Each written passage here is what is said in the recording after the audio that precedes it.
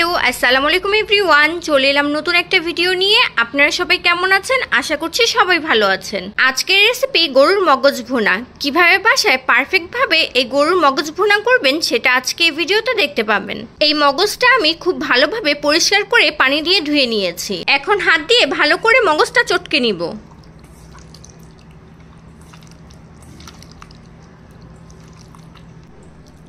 চলুন তাহলে এখন রান্নায় চলে যাই। আর এই মগজটা রান্না করতে কিন্তু খুব বেশি সময়ও লাগে না। এখন কড়াইতে দিয়ে দেব পরিমাণ মতো তেল।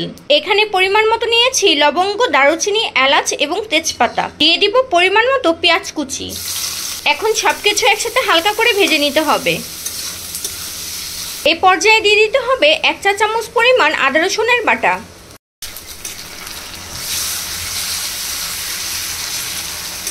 সবকিছু একসাথে হালকা করে ভেজে নিয়েছি। এখন দিয়ে দিব সামান্য পরিমাণে পানি।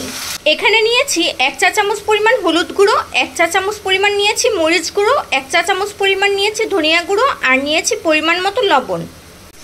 এখন মশলাটা খুব ভালোভাবে কষিয়ে নিতে হবে।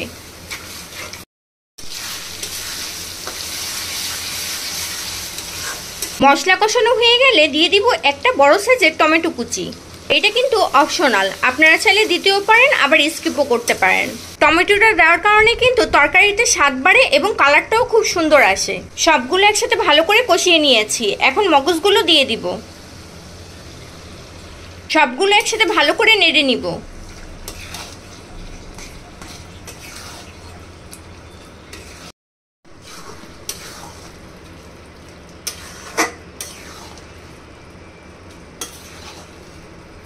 এখন এর মধ্যে দিয়ে দিব 1/2 কাপ পরিমাণ পানি। আবারও সবগুলো একসাথে একটু নেড়ে ঢাকনা দিয়ে ঢেকে রাখতে হবে 5 মিনিটের জন্য। আর এই পর্যায়ে চুলার তাপটা কিন্তু মিডিয়াম আঁচে থাকবে। 5 মিনিট পর ঢাকনা খুলে দেখে নিব। এখন দিয়ে দিব স্বাদ অনুযায়ী কাঁচামরিচ। আর কাঁচামরিচগুলো কিন্তু আমি মাঝখান দিয়ে চিড়ে দিয়েছি, এতে কাঁচামরিচের সুন্দর একটা স্মেল ছড়াবে। এভাবে চুলার তাপটা মিডিয়াম আঁচে রেখে মগজটা আরও 10 মিনিটের মতো রান্না করে নিব। যখন দেখবেন তেলটা উপরে উঠে এসেছে তখনই বুঝতে হবে মগজটা পুরোপুরি রান্না হয়ে গেছে।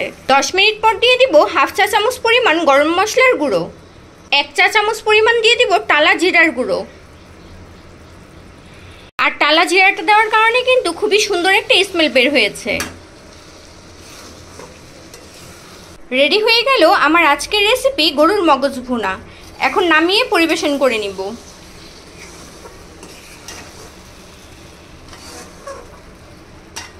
আমার এই রেসিপিটা যদি আপনাদের কাছে ভালো লেগে থাকে বাসায় এভাবে একবার হলেও ট্রাই করবেন।